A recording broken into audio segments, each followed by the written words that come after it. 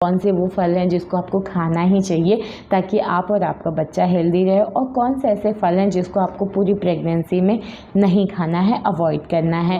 तो इनकी तासीर गर्म होने की वजह से कई बार ऐसा होता है कि मिसकैरेज होने के चांसेस या फिर कई बार मिसकैरेज हो जाता है। हेलो दोस्तों, वेलकम और welcome back to my channel, जहां हम बात करते हैं मेकअप, ब्यूटी, ट्रेंडिंग, फैशन और मम्मी टॉक की।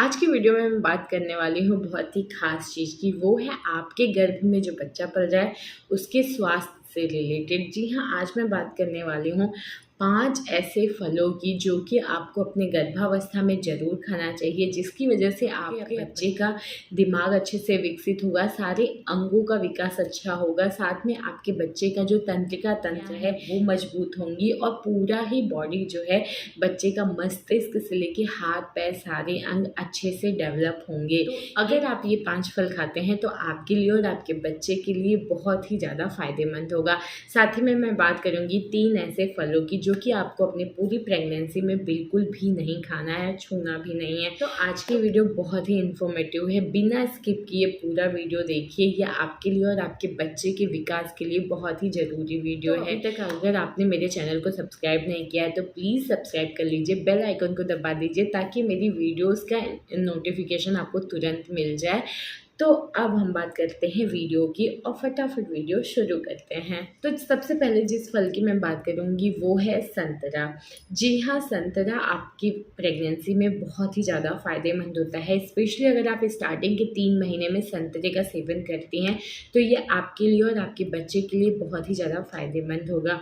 संतरे में एक्चुअली बहुत सारी चीज़ें मिलती हैं, जैसे फॉलेट मिलता है, विटामिन बी मिलता है, विटामिन सी मिलता है। फॉलेट जो होता है और विटामिन बी जो होता है ना, वो आपके बच्चे तंत्रिका तंत्र में अगर कोई दोष है, कोई प्रॉब्लम है तो उसको दूर करता है। तो अगर आप चाहते हैं कि आपके जन्म से बच्चे का कोई दोष ना हो, किसी अंग में कोई प्रॉब्लम ना हो, हड्डियों में कोई बीमारी ना हो, तो आपको संतरा खाना चाहिए। संतरे में जो फॉलेट होता है वो तंत्रिका तंत्र में जो दोष होता है उसको दूर करता है। साथ ही में हमको जो विटामिन सी मिलता है ना, तो विटामिन सी जो करता है आयरन, अगर आप आयरन ले रहे हैं, आयरन के सप्लीमेंट ले रहे हैं तो आपको पता होगा कि आयरन को एब्जॉर्ब करने का जो काम करता है वो विटामिन सी करता है। तो अगर आपकी बॉडी में खून की कमी है ना, तब तो आपको बिल्कुल विटामिन सी वाले फल लेने हैं। तो स्टार्टिंग के 3 महीने में आपको संतरा जरूर लेना है। वैसे आप संतरे को पूरे 9 महीने तक कंटिन्यू कर सकते हो, लेकिन कम से कम फर्स्ट ट्राइमेस्टर में तो आपको संतरा खाना ही है। नेक्स्ट फल की अगर मैं बात करूँ तो वो है एवोकाडो। जी हाँ, देखिए एवोकाडो खाने में तो मीठा नहीं होता है लेकिन स्वादिष्ट होता है। तो आपको अपनी प्रेगनेंसी में एवोकाडो को भी शामिल करना है। इसमें ना इतने सारे फ़ायदे होते हैं। देखिए सबसे पहले तो आपको इससे फाइबर मिलता है, आयरन मिलता है, मैग्नीशियम, पोटेशियम। एवोकाडो में ना आयरन की बहुत ज़्यादा मात्रा होती है। तो अगर आपको खून की कमी है प्रेगनेंसी के दौरान तो आप एवोकाडो ले सकते हो, ये आपकी खून की कमी को दूर कर देगा। साथ ही में एवोकाडो में मिलता है कॉलिन। कॉलिन जो होता है ना, वो बच्चे के मस्तिष्क के विकास के लिए और उसके तंत्रिका तंत्र के विकास के लिए ना बहुत ही इम्पॉर्टेंट रोल निभाता है। और एवोकाडो में आपको डायरेक्ट कॉलिन मिलता है, तो आप एवोकाडो खा सकते हैं। साथ ही में इसमें मिलता है पोटेशियम और मैग्नीशियम। अगर आपके पैर में सूजन है, आपके पेट में ऐंठन है ना, तो पोटेशियम और जो मैग्नीशियम होता है ना, वो काफ़ी हद तक आपको आराम देता है। एवोकाडो जो होता है वो उल्टी की समस्या, मतली की समस्या को भी कम करता है। तो अगर आपको उल्टी की समस्या ज़्यादा है, मतली ज़्यादा आती है, जी ज़्यादा मचलाता है, तो भी आप एवोकाडो खा सकते हो। तो इस तरीके से आपको दूसरा फल जो लेना ही है अपनी प्रेगनेंसी में वो है एवोकाडो, क्योंकि इसमें बहुत सारा विटामिन के, बी, सी सारी चीज़ें मिलती हैं। तो आपको ये वाला फल तो अपनी प्रेगनेंसी में ज़रूर शामिल करना है। नेक्स्ट फल की अगर मैं बात करूँ तो वो है केला। जी हाँ, केला भी आपकी प्रेगनेंसी के शुरुआती के दिनों में, मतलब पहले ट्राइमेस्टर में आपको ज़रूर खाना है। केला जो होता है उसमें पोटेशियम से भरपूर होता है, साथ ही में फाइबर काफ़ी ज़्यादा मात्रा में होती है। और इसके अलावा हमें जो तीसरी चीज़ मिलती है वो है विटामिन B6, जो कि आपके बच्चे के विकास के लिए शुरुआती समय में, मतलब फर्स्ट ट्राइमेस्टर में बहुत ही ज़्यादा इम्पॉर्टेंट रोल निभाती है।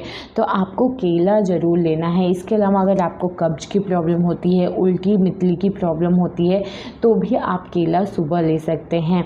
अगर आपको मॉर्निंग सिकनेस की ज़्यादा प्रॉब्लम है, आपको सुबह बहुत ज़्यादा थकान रहती है ना, तो इंस्टेंट एनर्जी एनर्जी देने का काम करता है केला। तो आप सुबह 1 से 2 केला ले सकते हैं और फर्स्ट ट्राइमेस्टर में मेरी बात माने तो आपको केला लेना ही चाहिए। ये आपकी प्रेगनेंसी में ना बहुत हेल्प करता है, साथ ही आपके बच्चे के विकास में बहुत मदद करता है। तो आप सुबह ब्रेकफास्ट में केला ले सकती हैं या फिर आप ऐसे भी अगर आपने ब्रेकफास्ट कर लिया है उसके बाद भी आप 1 से 2 केला खा सकती हैं और ये आपके लिए बहुत ही ज़्यादा फ़ायदेमंद होगा। नेक्स्ट चीज़ की अगर मैं बात करूँ तो वो है आम। जी हाँ, सीजनल फ्रूट है, मतलब हमेशा तो नहीं मिलता है, लेकिन अगर आम का सीजन है तो और आपकी प्रेगनेंसी के शुरुआती दौर चल रहे हैं, फर्स्ट सेकेंड ट्राइमेस्टर चल रहे हैं, तो आपको आम भी खाना है। लेकिन आम को खाते वक्त आपको एक चीज़ का ध्यान देना है कि इसको आप सीमित मात्रा में ही खाइए। बहुत ज़्यादा खाएंगे तो हो सकता है शुगर की प्रॉब्लम आपको हो जाए, जो कि आपके लिए और आपके बच्चे के लिए बिल्कुल भी सही नहीं है। इसके अलावा अगर हम बात करें कि आम में हमें क्या क्या मिलता है तो वो है आपको भरपूर मात्रा में जो मिलता है वो होता है विटामिन सी। इसके अलावा आपको विटामिन ए मिलता है। दोनों ही आपके और आपके बच्चे के लिए बहुत ही ज़्यादा फ़ायदेमंद है।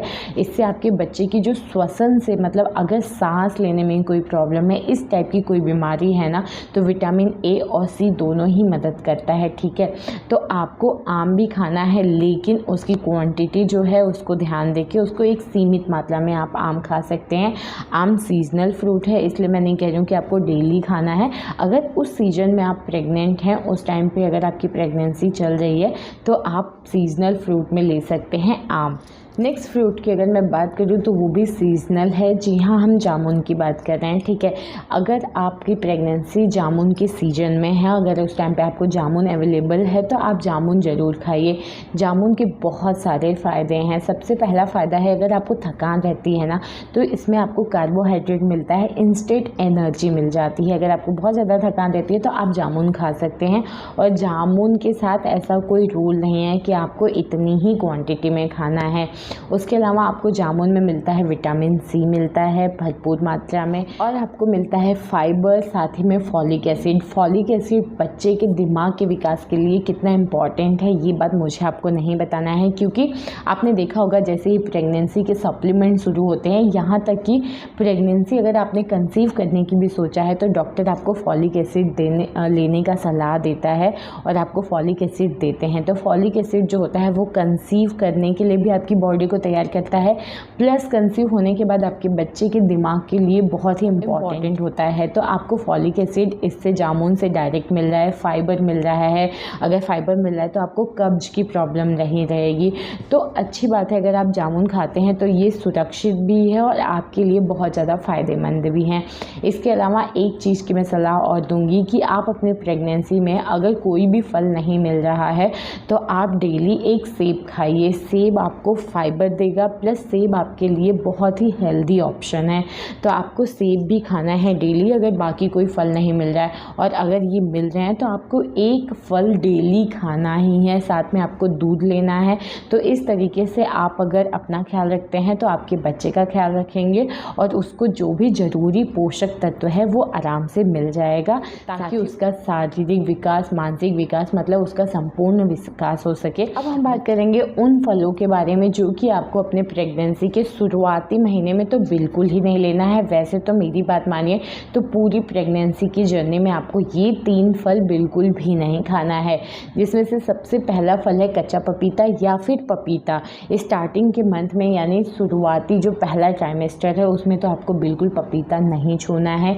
सेकेंड फल जो है वो है अनानास। जी हाँ, अनानास की इनकी जो तासीर होती है वो गर्म होती है। तो अगर आप ये फल खाते हैं, जैसे अनानास हुआ, कच्चा पपीता या पपीता हुआ, काला अंगूर हुआ, तो इनकी तासीर गर्म होने की वजह से कई बार ऐसा होता है कि मिसकैरेज होने के चांसेस या फिर कई बार मिसकैरेज हो जाता है। तो आपको अपनी प्रेगनेंसी में इन फलों को बिल्कुल भी टच नहीं करना है, नहीं खाना है, ताकि आप और आपका बच्चा हेल्दी रहे, सेफ रहे और आपकी जो प्रेगनेंसी जर्नी है वो काफ़ी खुशमय, काफ़ी अच्छे से बीत जाए और आपकी एक हेल्दी डिलीवरी हो। तो ये था आज का वीडियो, जहाँ हमने बात की फलों के बारे में, कौन से वो फल हैं जिसको आपको खाना ही चाहिए ताकि आप और आपका बच्चा हेल्दी रहे, और कौन से ऐसे फल हैं जिसको आपको पूरी प्रेगनेंसी में नहीं खाना है, अवॉइड करना है।